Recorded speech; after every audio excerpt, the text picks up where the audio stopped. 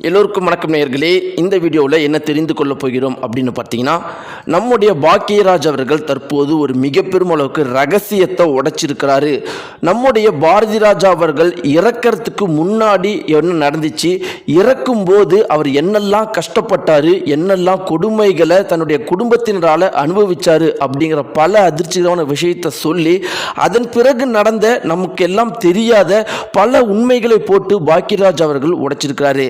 இந்த வீடியோவில் என்ன தெரிந்து கொள்ள போகிறோம்னா, பாக்கியராஜ் சொன்ன பாரதி ராஜா அவர்களுடைய இறுதி நாட்களில் அவர் என்னெல்லாம் துன்பங்களையும் துயரங்களையும் கொடுமைகளையும் அனுபவித்தார் அப்படிங்கிறதை பற்றியும், அவர் எப்படி உண்மையாலும் இறந்தார் அப்படிங்கிறதை பற்றியும் தான் பாக்கியராஜ் சொன்ன விஷயத்தை பற்றி நம்ம தெரிந்து கொள்ள போகிறோம். வாங்க நேயர்களே, வீடியோக்குள்ளே போகலாம். பாரதி ராஜா அவர்கள் எப்படி இறந்தார், என்ன கொடுமைகளை அனுபவித்தார், இறந்த பிறகும் என்னென்ன கொடுமைகளை அனுபவித்தார், அவமானத்தை அனுபவித்தார் அப்படிங்கிறதை பற்றி பாக்கியராஜ் சொன்ன டீட்டெயிலான விஷயத்தையும் தெரிஞ்சுக்கலாம். மிக பெருமளவுக்கு அதிர்ச்சிகரமான விஷயம், மிக பெருமளவுக்கு வைரலாகவும் மிக பெருமளவுக்கு எல்லார் மத்தியிலுமே கவலையை ஏற்படுத்தியிருக்கிற விஷயத்தை பற்றி நாம் தெரிந்து கொள்ள போகிறோம். வாங்க வீடியோக்குள்ள போகலாம். சேனலுக்கு புதியவராக இருந்தால் சப்ஸ்கிரைப் பண்ணுங்க. நேயர்களே, நம்ம எல்லாரையும் விட்டு 84 வயதில் பாரதி ராஜா அவர்கள் இறந்து போயிட்டாரு. அவருடைய இறப்பு நம்ம எல்லாருக்குமே மிக பெரும் அளவுக்கு சோகத்தை ஏற்படுத்தியிருக்குது.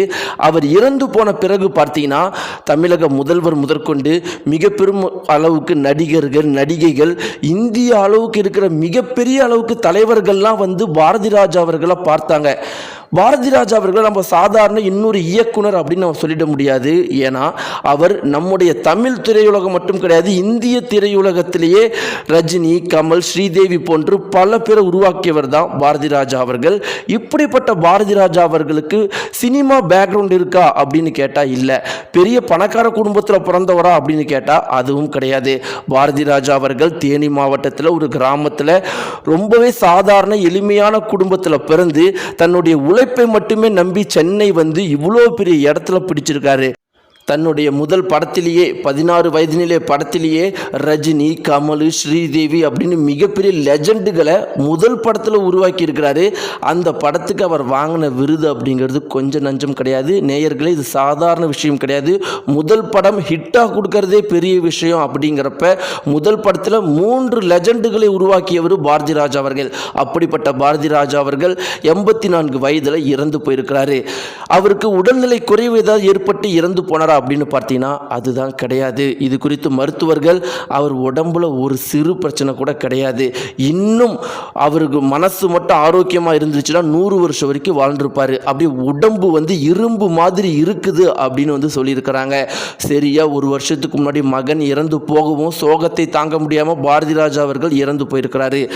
இப்போ இறுதி சடங்கில் பாரதி ராஜாவோட இறுதி சடங்கில் மருமகளும் மனைவியும் மகள்களும் அடிச்சுக்கிட்டது தான் மிக பெரும் அளவுக்கு வைரலாக பரபரப்பாக எல்லாராலையும் பேசப்பட்டு வந்துட்டு இருக்கு. ஆனால் இந்த சண்டையின் மூலமாக தான் பாரதி ராஜாவுடைய வாழ்க்கையில் பல உண்மைகள் வெளியே வந்திருக்குது. இது குறித்து பாக்கியராஜ் அவர்கள் என்ன சொல்லியிருக்காரு அப்படின்னு பார்த்தீங்கன்னா,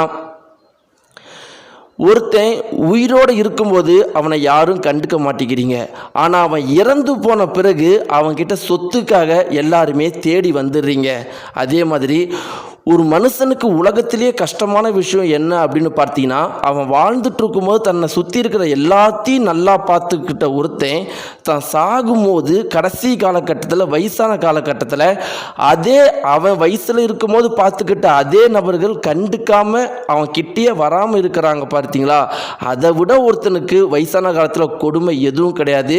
ரொம்ப முக்கியமாக பெற்றவங்களும் மனைவியுமே பார்க்காம இருக்கிறாங்க பாரு, அதை விட ஒரு கொடுமை வேற உலகத்தில் எதுவுமே இருக்காது.